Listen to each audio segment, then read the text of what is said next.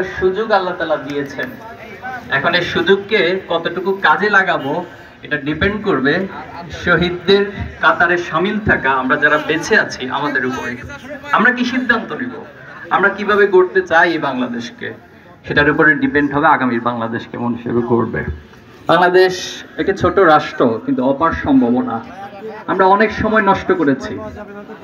আমি শহীদ president Ziaur Rahman personally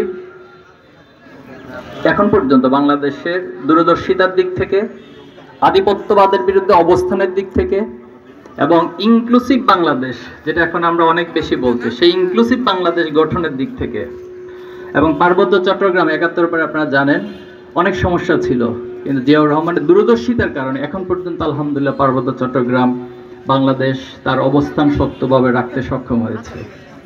পাশাপাশি ৭১-এর পরে পার্শ্ববর্তী রাষ্ট্রের পরিকল্পনা